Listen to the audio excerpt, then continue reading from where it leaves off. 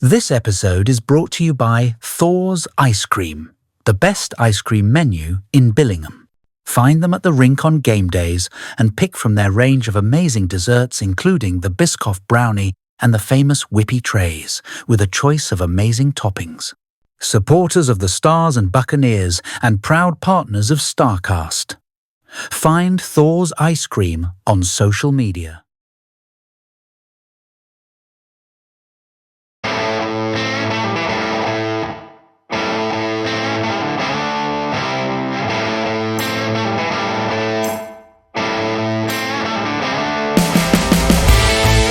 This is Starcast, the official podcast of the Billingham Stars. Watch and listen for the latest news from the Big Red Machine.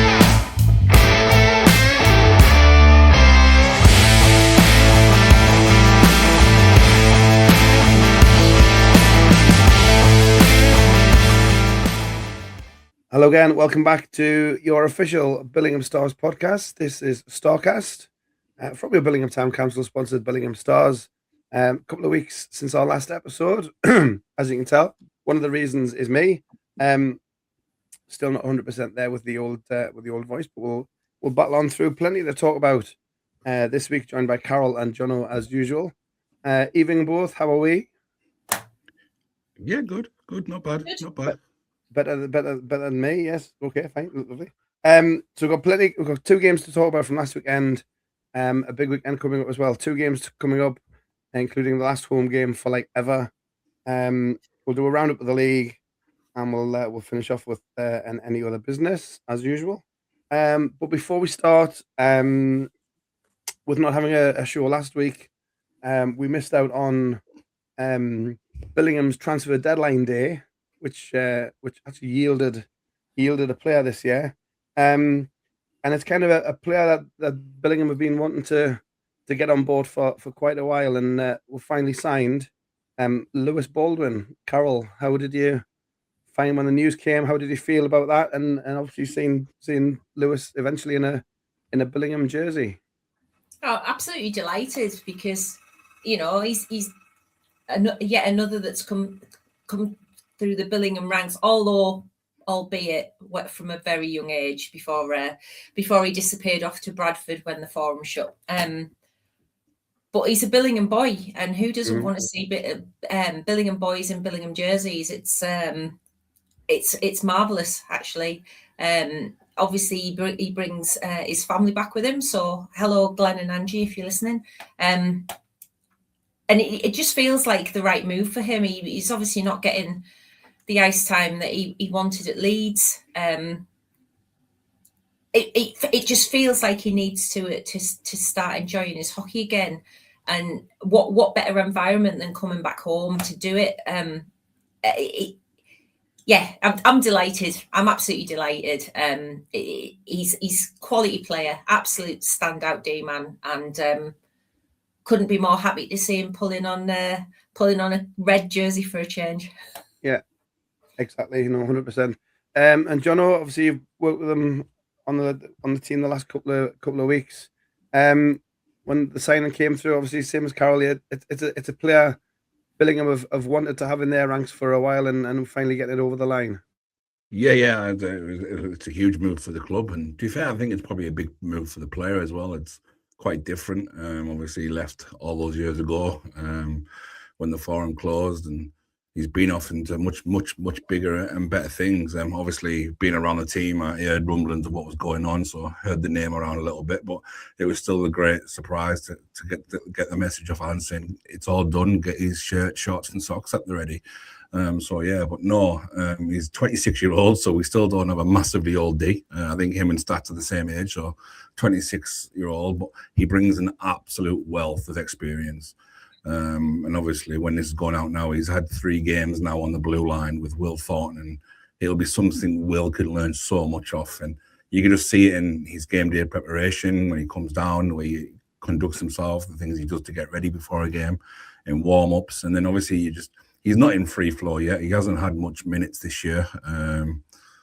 Leeds haven't iced him nowhere near as much as they should have and needed to have, looking at what's going on up there lately. But no, it's to our gain, and I think once he gets into free flow and once he gets himself comfortable around the team, we're going to see an absolute huge asset for the club. And I hope he is here for a long time to come, because the kids will learn a lot from him, and I think he'll have a fun time playing in Billingham. Yeah, like I say, he's got all that experience, but still only mid-20s. He's been a day one Leeds player since the Leeds Chiefs back in those days, the dim and distant past. But yeah, a day one Leeds player. He's got all the experience of the national division, and like I say, playing with Will Thornton. You could say, even though he didn't have his legs under him, possibly the first couple of games, but you could see how well he was skating, how well he was up with the play. He's going to be a huge asset, Carol. Yeah, he's got an excellent hockey brain. You can see that from the get-go. I mean, the Nottingham game, his first game, you know, he hadn't even practiced with the team. He'd skated with the Bucks on the Friday night, but that was it. And he could, you know, barely tell. He just, once he settles in and he actually knows where to expect people on the ice, wow, it's going to be mind-blowing. But he's already got that hockey IQ. And he's playing with a smile on his face, which is the most important thing. It's going to be interesting to see how that little deep partnership develops with Will, because like you say, I mean, Will's still 16. He's got everything to learn about the game, and who better to learn it from? So it's going to be a really interesting pairing. I'm really looking forward to seeing how that develops. Yeah, and as Carol said there, John, he signed kind of late on, but it shows how committed he is. He came to the rink Friday because he knew the Bucks were skating, just wanted to get on the ice and get ready, because he knew he'd been playing for the Stars that weekend. So the commitment was already there. Yeah, it shows you all about him and what he's about. He loves hockey, he loves the game, but he also hasn't played at the Forum for many years. So why not get an advantage, jump on the ice at the earliest opportunity, just to learn the corner. We talk about it all the time. It's small, it's unique. Just to learn where those bounces are, where you're going to get those kicks. Look for those long ice passes that he has done all weekend, gone with Mossy. They're starting to build something from D to forward. But yeah, he's got himself in very quickly. He's got himself around the lads. The lads have taken to him very well, because they won't really have known each other. They'll have known of each other, but won't have really known each other because they haven't really come across each other's paths for being on different journeys. But no, yeah, great commitment. Got some ice time on a Friday and jumped straight into the Nottingham game on Sunday. And as Carl said, or yourself said there was just little moments where you just look and you thought he just absolutely oozes quality. Whether it's a pass he makes, whether it's just a little toe drag back, calms everything down, keeps things cool, and then makes a breakout pass, or even goes on the breakout himself. Just those little things that make an absolute huge difference at our level. Yeah, and this is I think was kind of alluded. It's kind of an audition almost for him and for us to kind of make this more than just a 3-month thing. Fingers crossed. Yeah, absolutely. I mean, from our point of view, if he settles in and he loves it, we'll want him to be here next season and moving forward.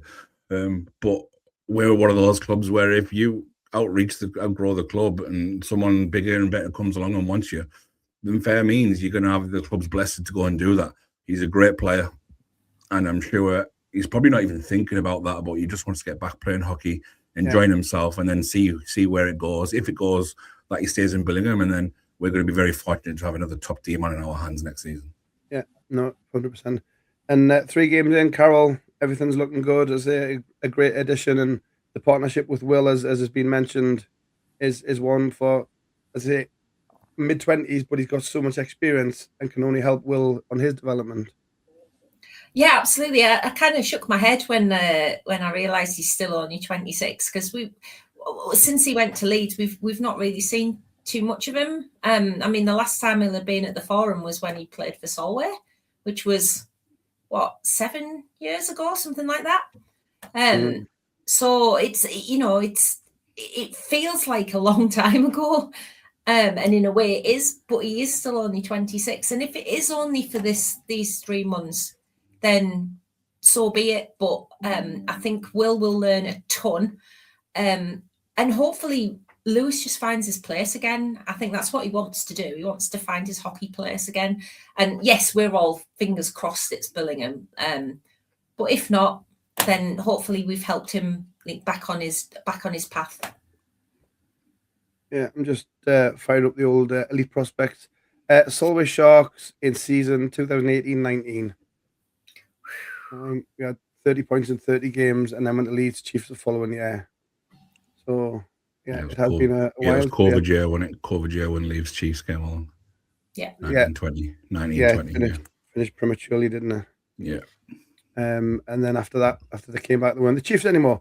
But that's for the Leeds podcast to talk about, not us. Yeah. But yeah, so great to have Lewis Baldwin as a Billingham Star. It was great to announce him on the ice. Feels like ages ago, but it was only like a week past Sunday. But yeah, great to have him on the ice, and look forward to see what he can bring to the blue line for the rest of this season. So without further ado, we'll look at the action from last week.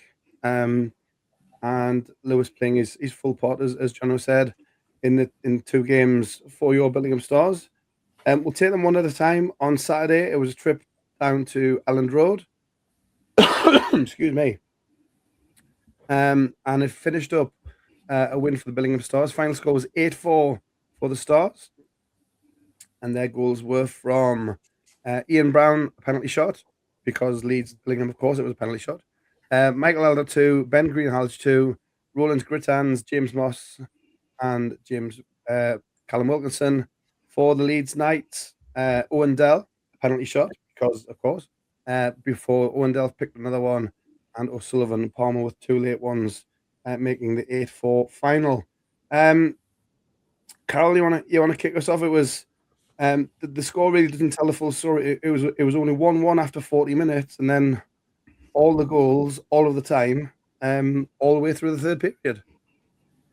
Yeah, I mean, what's the saying in football is a game of 2 halves. This was a game of 2 and 1 periods, because the first 2 periods, I think most of the players will freely admit, was not the best that we've seen from the Stars this season. Very lackluster, very lacking in intensity, not putting their keeper under any kind of pressure. It just didn't feel very put together, felt very disjointed. I'd love to know what was said in the dressing room at the end of the second. And maybe even John will have some insight on that. I don't know. But the team that came out for the final period was a completely different one to the one that had been playing the previous 40. It was bizarre. So somebody's obviously put a rocket up the proverbial, because they came out and just flew away with it. It was like I say, a completely different team. Absolutely from back to front, different team, and blew them away. Absolutely blew them away. I'm not even sure that 8-4 is reflective of the dominance, really. I think Jacob will want a couple of the goals back that they scored. But to be fair, Jacob probably didn't have a great deal to do in that final period. And it was just one-way traffic, and just a bizarre game to watch in many, many ways, because like I say, the first 40 minutes was completely different to the final 20. But I guess that's how it goes sometimes. Yeah, it was 6 goals in 6 and a bit minutes to start that third period for the Stars. John, who gave the rallying cry at the second interval? And I wasn't a part of it. Not a clue.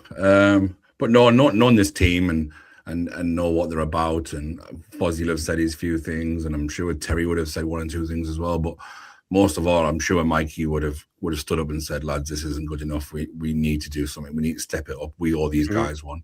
And he's very much that leader, and he's one of those guys as well. Not only he leads with words, he'll lead with actions as well. And he came out as good as anybody in this third period, and the rest of the team just followed him, and then the goals followed, really. Bit of a bizarre third period due to what happened in the first. I wasn't expecting much, just because of the way the first 2 periods just meandered on. I mean, they meandered on the way they went, but not a lot happened either. I mean, I never felt like we were ever in threat. It was just weird. And then goals exploded in the third, and I mean, and if Jacob was as cold as I was, I'm surprised. I'm not surprised a couple of those went in, to be fair. And he will want them back. There'll be no one more angry at what went in than he is. But like I said, if he was as cold as I was, I fairly can't blame him because I didn't warm up until yesterday, to be fair. And you say about Mikey obviously doing the captain's bit with the words in the dressing room, but like you say, he kicked it off in the third period with the first goal. He scored the 7th one as well. So he kind of like you say, John, he followed up his words with his actions, and he kind of leading by example, which is what we've come to expect from Michael Elder. Yeah, I mean, I may be biased, but I don't think that this comment would go too far. But he's the best leader in the league, and I don't mean just by as captain. I mean a leader. The guys would follow him anywhere that he'd ask them to, and I don't think there's any other captains like that in this division. I'll argue till you're blue in your face. You know, you got my messages. Message me, and I'll argue about it. There's no better leader in this league than Michael Elder, and those lads love him, and they will jump through walls for him. But they don't need to because he'll be the first one through that wall, and then the lads will follow. So yeah, he speaks great words, but he also backs it up with his actions as well. Yeah. As Fozzie's mentioned a few times, Carroll, he's been moving people back and forward, and Ben Greenhalgh this weekend has kind of benefited from that, playing as a forward, and he's amongst the goals, and he picked up 2 on Saturday as part of that mad third period.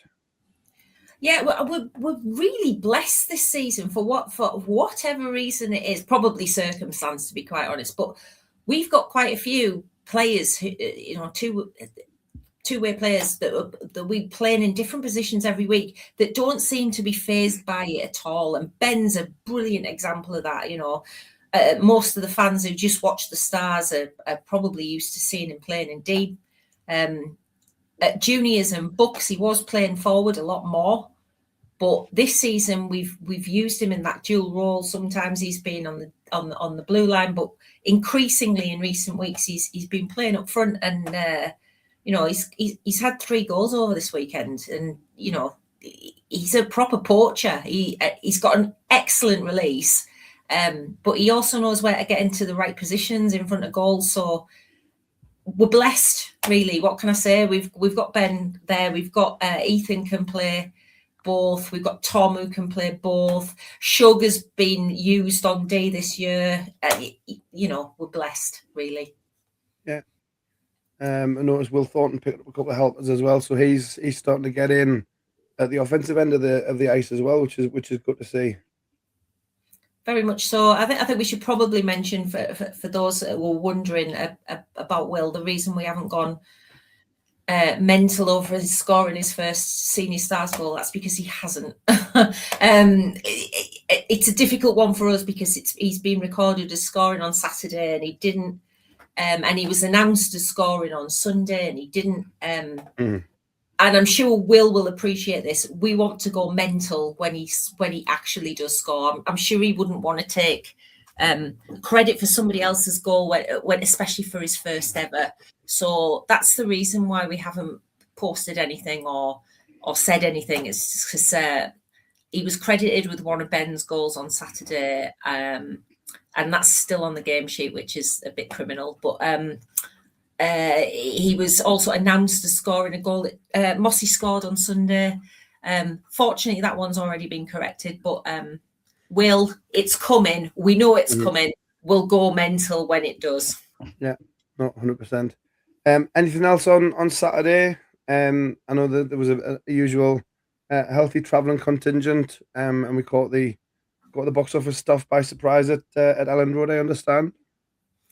Yeah, the crowd was great, and I think we've got to say fair play to the Leeds fans as well. They weren't really like vocal as such as Leeds fans, as in your face. I think they just went along to watch a good game of hockey because they're 9-1 fans. But the send off they give Lewis at the end was absolutely huge, and I think it actually meant a lot to him. As you said at the top of the show, he's one of the Leeds OGs. There's a Leeds OG. I think there's only him and maybe one more left. Might even be Kieran Brown. Him and Kieran Brown might be the only two. We're the only two left from the original. But I'd have to have a look on that. But yeah, he did a lap of honour. A massive round of applause. So something he deserved, because when you come and think about it, the way he got released with 4 days of the transfer, window left is a bit crap from Leeds, but it is what it is. Their loss is our huge gain, and as we mentioned earlier, he'll go on to have a great season with us. As for the game as well, I want to mention that third line. I think that was the start of something this weekend. That weekend, Ben, Ben, who was it? Lucas and Shuggy. They had a great weekend all weekend, and it started from that Saturday. So a big mention to them, and probably a bigger mention to Ben. Going back to him, I mean, going from forward to D isn't easy, but going from D to forward, but playing centre as well, and having an important job in the face-off dot, where he's winning nearly every face-off he takes, is absolute credit to him and his own personal ability. So looking forward to see what he can do for the rest of the year. Yeah, I'm just looking at their Leeds Chiefs roster. It looks like who did he say? Kieran Brown. Kieran wasn't on that. Yeah, it was. Was he not an OG? Adam Barnes was their main scorer in Leeds Chiefs. Adam Barnes, Lewis Baldwin, Sam Zajac, Steve Duncan. Some names on there, mine. Rich Hagger, both Hares, and a certain Chris Syke got a couple of games as well, just filling in. Yeah, so there you go. Then Lewis was the original. Sam Gospel was the goalie, so Sam's the other OG. So Sam's the other one, not Kieran. Sam's still there, yeah. So that's a bit of history as well. So we give everybody everything on this podcast. But yeah, anything else on Saturday before we move to the Sunday home game? It was cold. It was absolutely Baltic. Yeah. I felt your pain because literally I was doing the same up in Murrayfield. So yes, it was, and mine was Scottish cold, so it was even worse. Yeah. We're not having cold wars here, are we? Because I'm telling you now, Leeds was hypothermic. Yeah. Yeah, Leeds pushed Blackburn on Saturday. It really did. So I'll see your Scottish code for Planet Ice Cold. Yeah. Although I did have 3,000 fans in my building, so I was probably a little bit warmer from the body heat. But there you go. So job done on Saturday. Yes, there was more penalty shot, whatever, but yeah, it's done. We get the points. 3 points on the bus on the way home. Back to the Forum, where we regrouped on Sunday for the visit of the Sheffield Scimitars and our friend in net, Nick Winters. The Nick Winters show didn't disappoint. But your Stars put on 7 goals for just 1 in reply. And it was Ian Brown, James Moss, Rollins Grittans, Mossy again, Cal Wilkinson, Ben Greenhalgh again, he's third of the weekend, and finished off by Michael Elder. Excuse me. The only tally from Sheffield was Jake Scott in the middle period. And as we say, the nets, Mark Turnbull had the net for Billingham, 1 goal on 25 shots.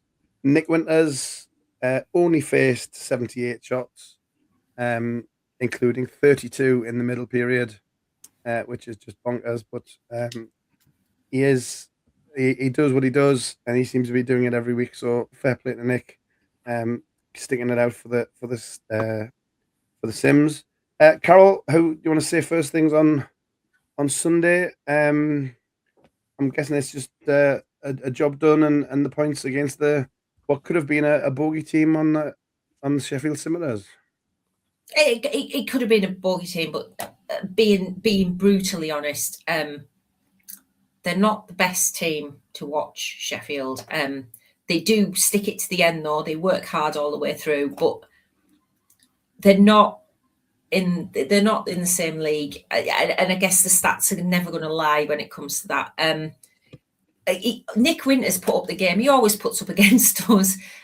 He saw an awful lot of rubber on Sunday night. I don't think that, we slag off the shots on goal statistics most weeks. I don't think this weekend, I don't think that Sunday stats that far off, because he faced an awful lot of rubber on Sunday. And it was between him and a cricket score, really. I don't think that result was ever in any kind of doubt. the one goal they did score was basically a result of us pushing far too hard on the power play and getting caught out.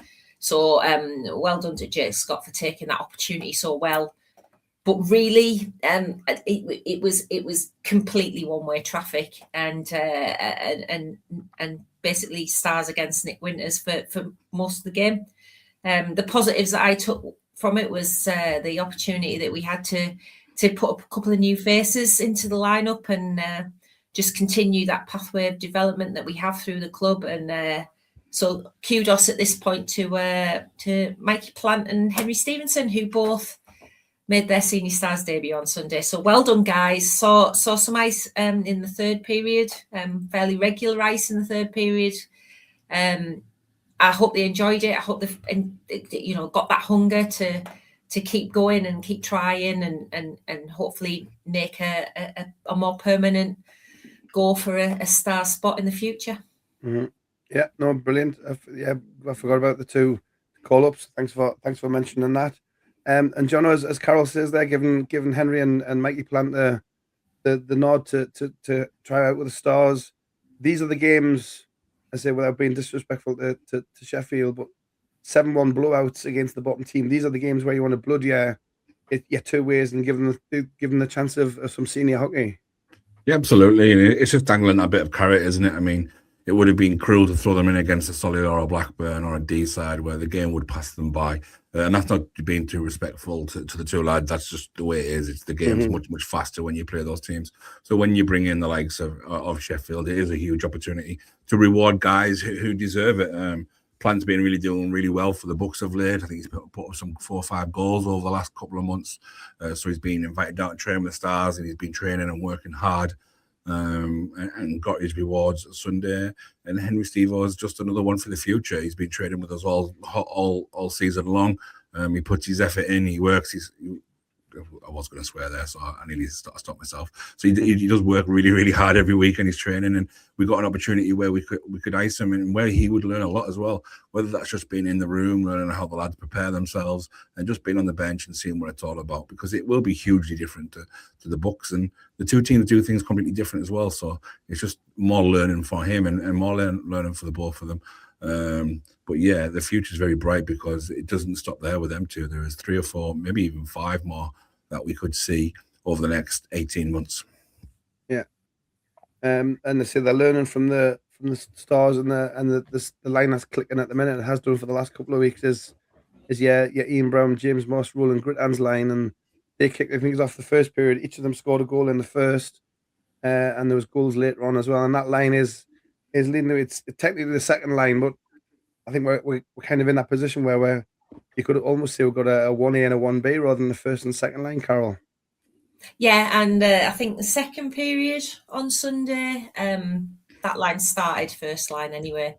I don't think we've ever really run numbered lines, have we? Anyway, it's always been 3 lines, 1A, 1B, 1C. But that particular line, Mossy, Brownie, and Rowley has got a lot of skill on it, and some of the interplay on Sunday especially was absolutely gorgeous to watch. I think we said a couple of weeks ago, didn't we, that line is going to create an awful lot of problems at the business end of the season. I think some teams are going to be looking at us now and thinking, yeah, you're going to write off the Stars at your peril at this point, because once our lines click, they really do click. And that line is a great example at the minute. Yeah. And just talking about, like, we kind of think we're having a down year from last year, but you look somewhere like Rowley, who's got 13 goals and 25 assists, who's got 38 points in, I'm trying to do some maths on the fly here, in 29 games. So he's well over a point a game, and he's kind of the third best scorer on that line, 1A, 1B, whatever you want to call it. So the guys are still contributing. It's I think the feeling that it's been a bad, it hasn't been a bad season, but no. Kind of other teams have kind of taken the lead, perhaps, and caught us before we were up and running. So, but the guys are still putting the performances on, and like you say, now the run into the playoffs, there's still two trophies up for grabs, and if you get into some run of form, as we saw, you can get into a form into the playoffs, carry that forward into your quarterfinal, your semi-final, and all of a sudden you're playing for more silverware. Absolutely. The people tend to forget that there are two more trophies to play for, not one.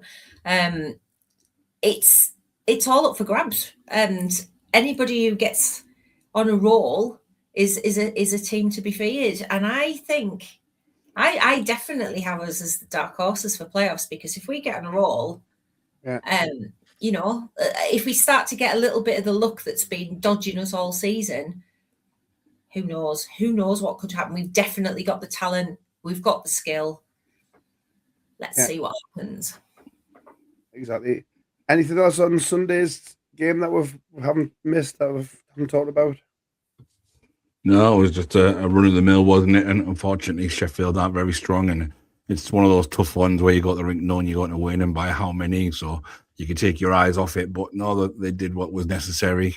7-1 probably flattens them a little bit, but as we said there, Nick Winter's doing Nick Winter things, and he's done it all season long. He's probably faced over 2,000 shots this year, and that's just an outrageous amount of rubber that he's faced. And I just hope he loves being a goalie, because he does see a lot of rubber. If he doesn't love being a goalie and he's still doing it, that says something about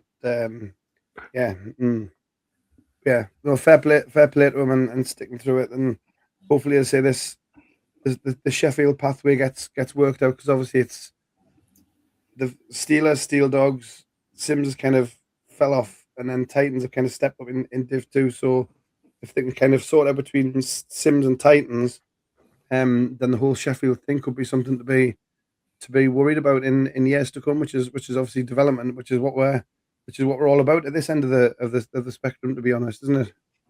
Most of us. Yeah, absolutely. It is a tough one, because obviously you do have 4 or 5 sides that just have a senior team who will concentrate on senior team things. But some clubs have got that pathway that's fortunate to them. So those kids that are coming through only want to be around this level for 1, 2, maybe 3 years most before they kick on to the next one. So if those top clubs, Billingham, Blackburn, Solihull, Widnes, D-side, can make this level of hockey the best it can be, then so when the likes of the Sheffields and your Nottingham come along, and the Leeds, who have that pathway all the way through, their kids are going to be playing against the best teams that are the best level of hockey, will get them ready for National League as well. Excuse me. So we'll see what happens with Sheffield when it comes to next season. But for now, their playoff hopes unfortunately have been extinguished. They will not qualify for the final 8. But yeah, they will power on, I'm sure, for the rest of the season. But yeah, so Sunday, a good home win for your Stars, which unfortunately leaves only 2 home games in the league for your Stars. One's this weekend, and then one is like 12th of Never, sometime down the line. We'll talk about that in a minute. We'll do a quick roundup of the league action from what was week 23 of your NIHL North Division 1 season, Saturday the 7th and Sunday the 8th of February. In Saturday, Nottingham Lions nailed D-side Dragons 5. That was at the NIC. Cromie had 2, Witkowski had 1 for D-side. Blackburn defeated Widnes 5-1 to keep their rule going on. Thompson with 2, Brammer, Hullaby, and Barnes for Blackburn. Danny Hyde back on the ice for Widnes, which is good to see, and he was on target as well. Leeds Billingham we talked about on the Sunday, and it was the top of the table clash at the Dragons Den, and it went the way of the Blackburn Hawks. D-side 3, Blackburn 5.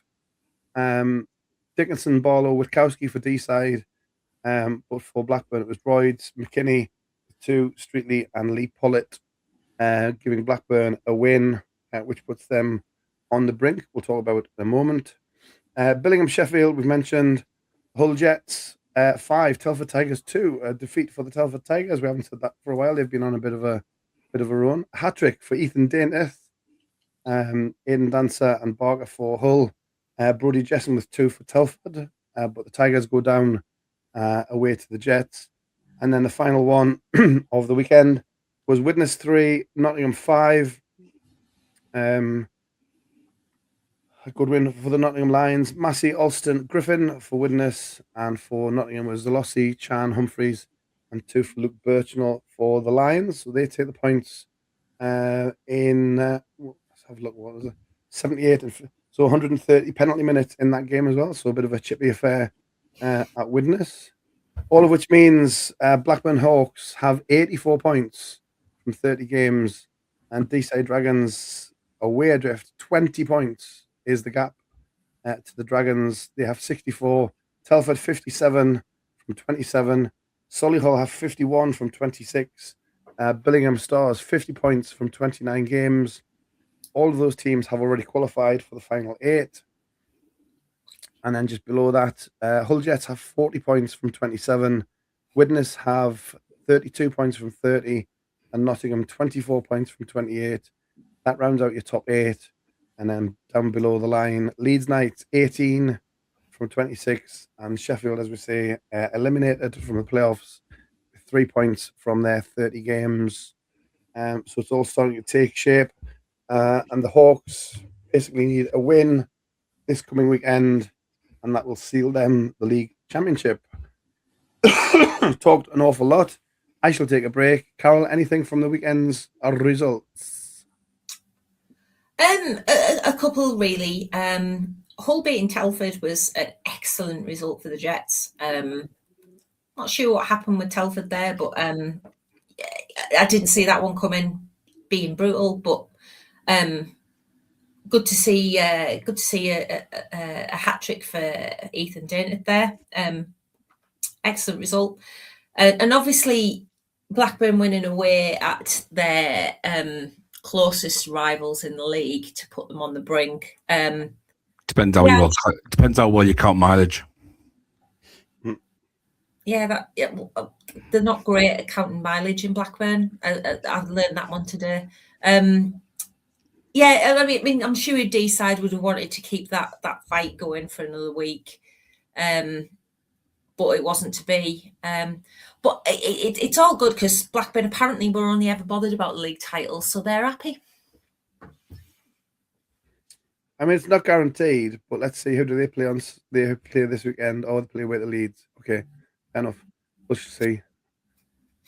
Leeds are on Saturday night, so there'll be possibly a biggest crowd in Leeds Nights 2 history heading to Ellen Road on Saturday night. We shall see. Do you know anything on the scores? I think the Lions beating Widnes is probably a huge result in playoff chasing terms. I think they're 6 points above Leeds. As we know, Leeds have got 2 games on hand. 2 wins puts them equal, but also moves Lions a little bit closer to Wild, but that's still 8 points. So that down at the bottom there, 8 and 7 will be very interesting to see where it goes. Well, 9, 8, 7 will be very interesting over the last month or so of the season. Mm-hmm. If they've started to put the seedings in, so if the playoffs started today, which is a famous exercise we like to do, it would Blackburn versus Nottingham, Deeside versus Widnes, Telford versus Hull, and Solihull versus the Billingham Stars. Will be a 4-5 matchup. We seem to be stuck in that 5 spot. I know we're only a point behind Solihull, but we've got 3 games in hand, so 5 seems to be the magic number for Billingham this year. We shall see how it pans out, but that's if it started today. Fixtures for this weekend quickly. So Valentine's Day is Sheffield versus Hull, Billingham versus Telford, Solihull versus Widnes, and as we mentioned, Leeds versus Blackburn. And then on Sunday, the 15th of February, Nottingham versus Billingham, Widnes versus the Solihull Barons, Blackburn have a home game against the Deeside Dragons, and then Telford have the Sheffield Scimitars. Billingham games aside, anything else catching your eye on the fixture list? I guess we wait to see what happens in Leeds on Saturday. I'm sure you're right about a massive crowd coming down from Blackburn to go and see that one. I hope they do. Would be good for Planet Ice to get that 12%. But yeah, you look at the fixtures now, and I think I said this. I was about to say last week, but last show. Every game is going to start meaning something now. So every game is kind of catching my eye for different reasons, because that battle for placings has really got heated up, if you like, in the last few weeks. So every game's got something going for it. But yeah, I think most people would just be looking at how Blackburn get on this weekend and see if they can put that league title to bed. Yeah, I mean, like you say, the placings aren't cut and dried. There are some gaps, but there's games in hand to be had. So it's still plenty of scope for the top 8 to change positions. Sorry, between now and the end of March. Yeah, anything catching your eye, John, or same as Carol? Believe it or not, I think the 2 biggest games of the weekend are our own. I think they're 2 big, huge games. If we want to get out of this 5th position, our 2 games are huge this weekend, and it'll certainly be huge in the terms for Nottingham as well. I have a massive say on what Nottingham or where Nottingham are going to finish. So we have 2 big, huge games this weekend. Yeah, excellent. And we will talk about those 2 games in just a moment. We're going to take a quick break, and then when we come back, it's your 2 games for the weekend, and then if we have any other business and stuff, we'll come back shortly. This is your official Billingham Stars podcast for your Billingham Town Council, Billingham Stars.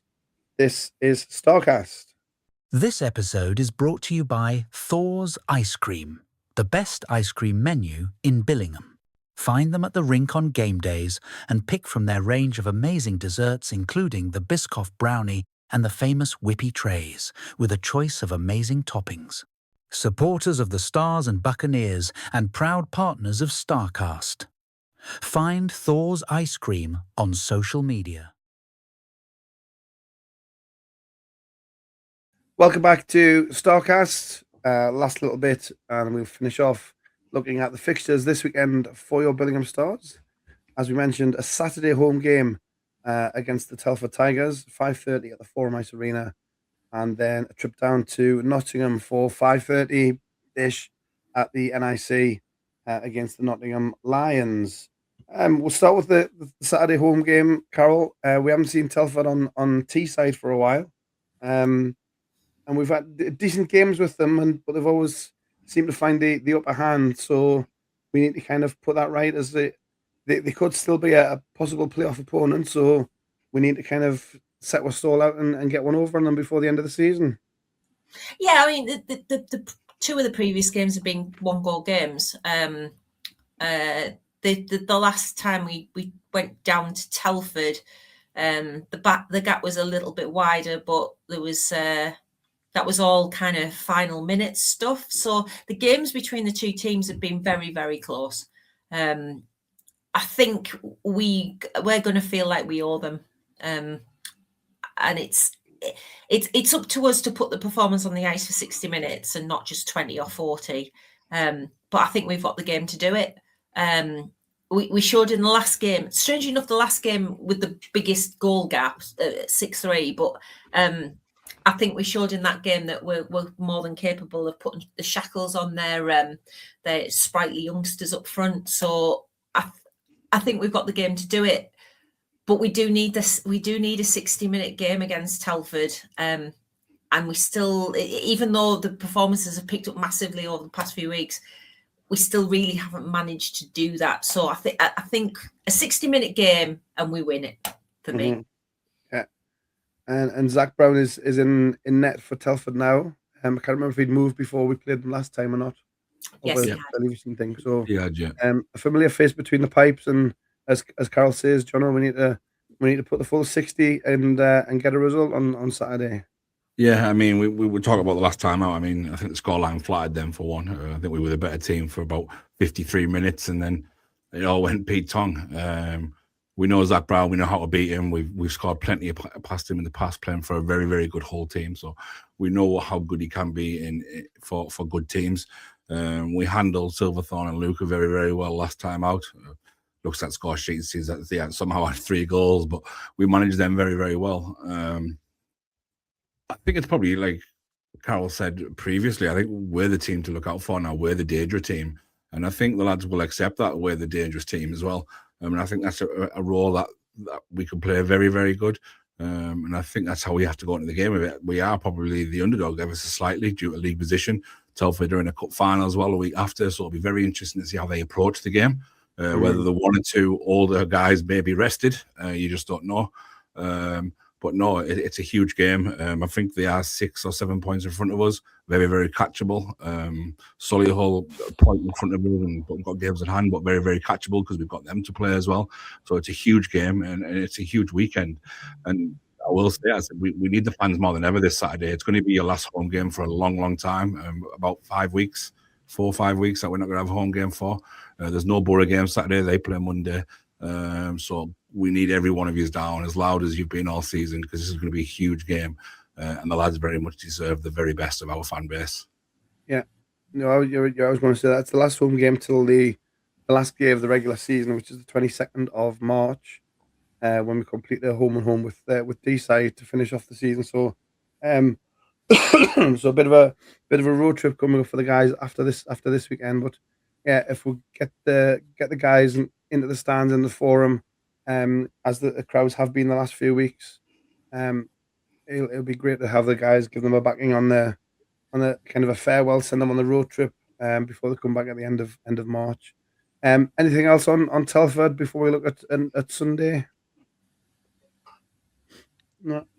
Like I say, they've got a one eye on the cup, which their dates have been sorted out. I think Telford have got the Saturday next week, and then obviously D-side at home on the Sunday. So we'll follow that from afar, as we'll not have a game to watch. So we'll keep an eye on the Morley Cup to see where our trophy goes this season.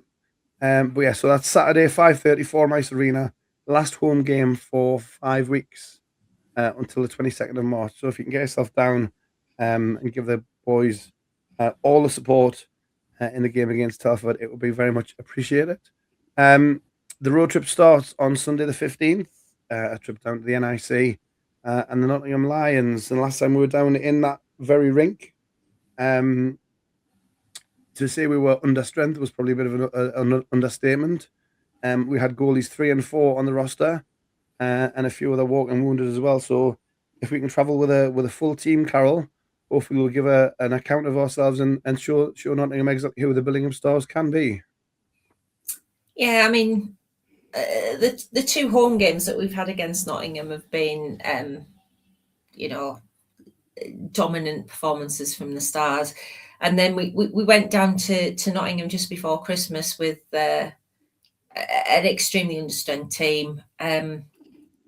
I don't think the lads had ever used that as an excuse. The performance itself wasn't the best, but I do think I've said this for the 2 games in a row, but we owe them. We owe them for that because things happened in that game as well that weren't particularly savoury. And I think it'll be in the back of some people's minds when we go down there that not only do we owe them for their win, but we owe them on a couple of fronts, really. So it'll be interesting, that one. I mean, previously it's been quite a happy hunting ground for us down in Nottingham. So we just need to put on a performance that we usually see down there, and let's see where we go. But yeah, we that game before Christmas wasn't pretty, and we hope for better.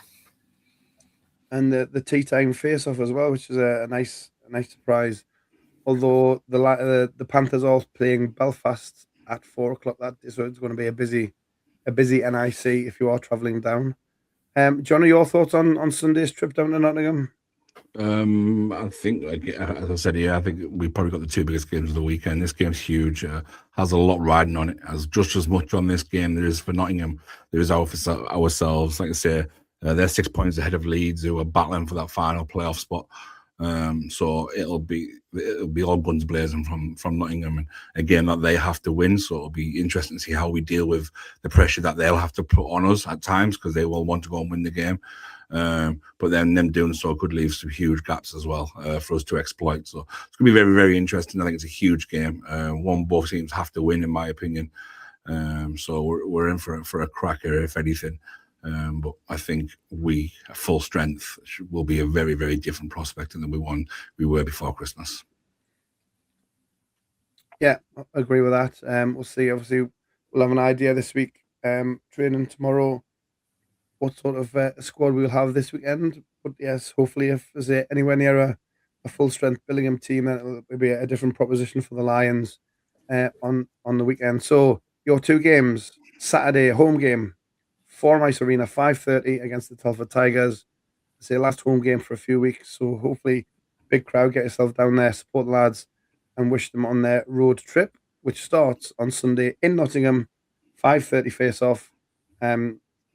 It will be a busy arena. As I say, the Panthers are playing next door against Belfast, so they'll be busy as well. But get yourself down there into the CCM rink, which is now, I think, the Toval and Dean rink. Or, yeah. Well, I don't know what they've got to do with what have they ever done for ice? Yeah. So T&D rink in Nottingham against the Nottingham Lions. That's also 5:30-ish face-off at the NIC. So if you do travel, as usual rules apply. Travel well, travel loud, and shout for your big red machine.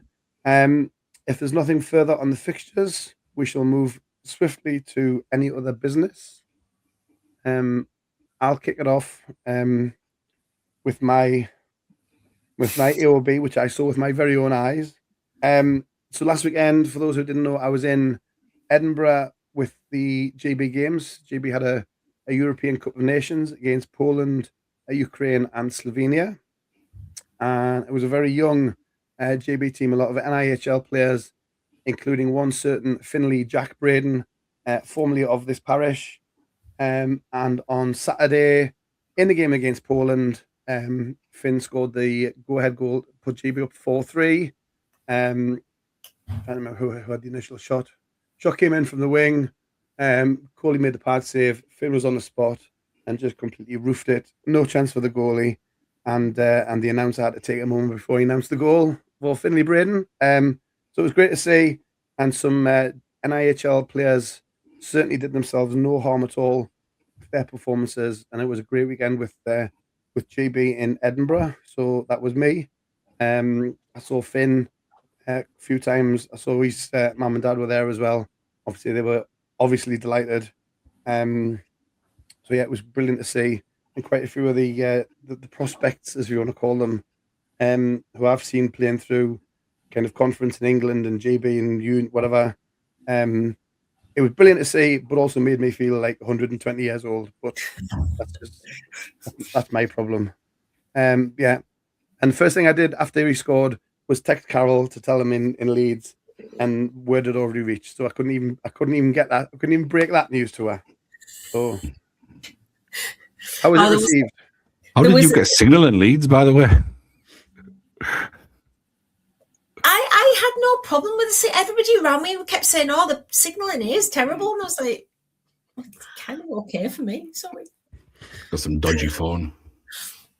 Yeah. No, I was delighted. I don't know about you guys, but that's part of why I'm such an advocate of our approach as a team to hockey and development of hockey, because we kind of live our lives vicariously through the players that we develop. And, you know, we've watched Black go on and achieve so much over so many years. And now Finn's stepped up to GB seniors, and our little town has produced yet another gem.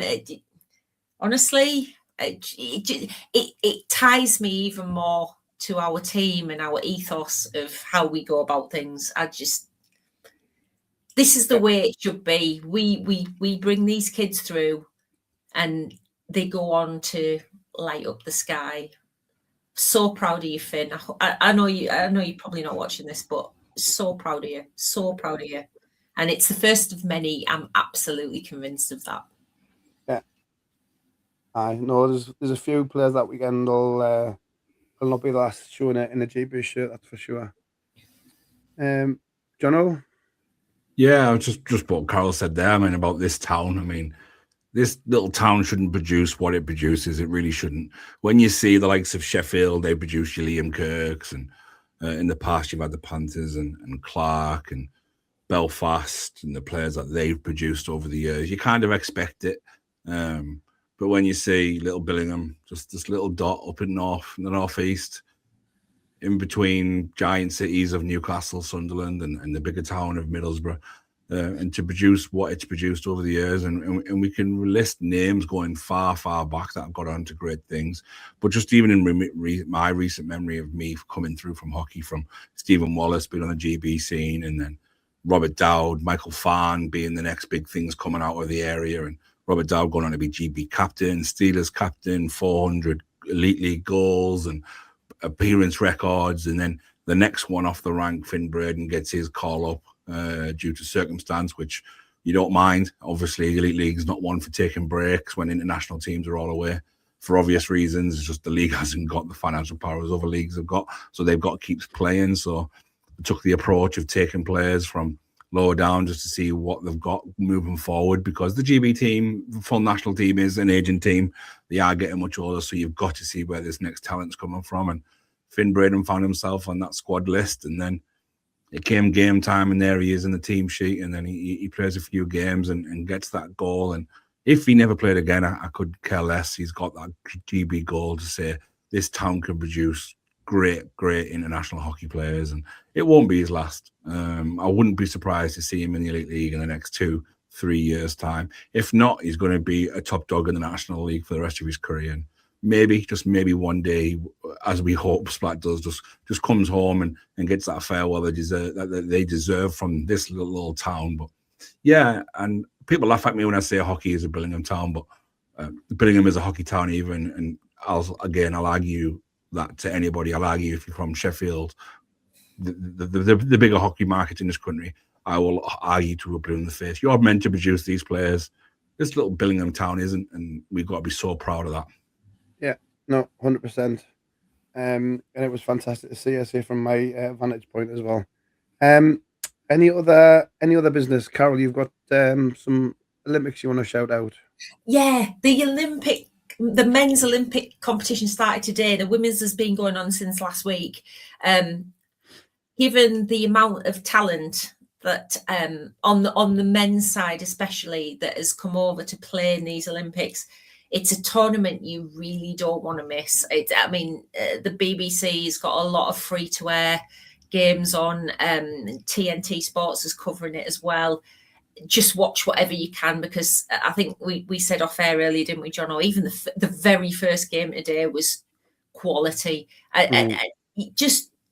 I love the Olympics anyway for many reasons. You get a lot of the jeopardy in the Winter Olympics, as some of the sports has proved so far. We won't mention Lindsey Vonn at this point, but honestly, the Olympic tournament, because the big nations, and by the big nations I mean the US and Canada, take the Olympics more seriously than they do the World Championships, that those rosters are stacked to death. So do watch the Olympics, because I think this tournament is going to be out of this world. Yeah. Great.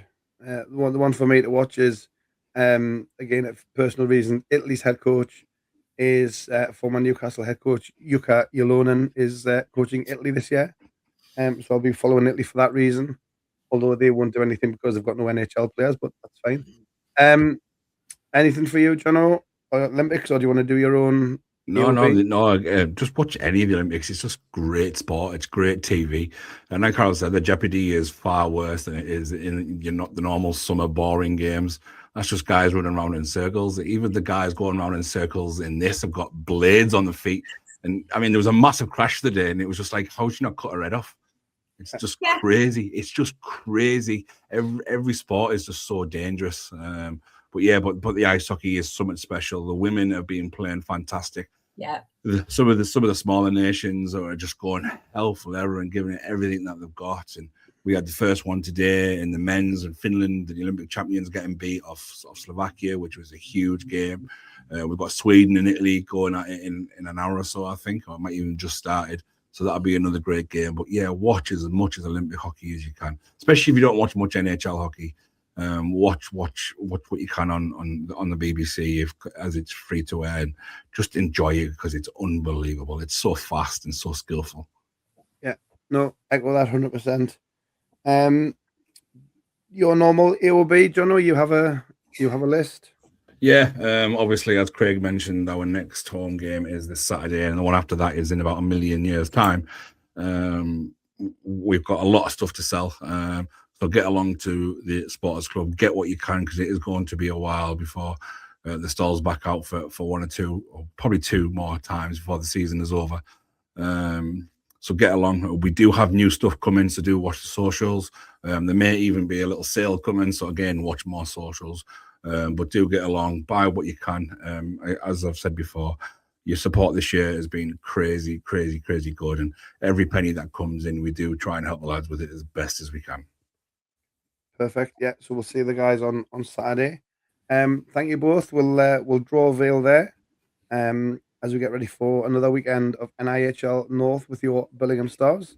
So it's Saturday, home to the Telford Tigers, 5:30 Forum Ice Arena, and then on the road to the Nottingham Lions, again, 5:30 at the NIC if you're heading down to Nottingham.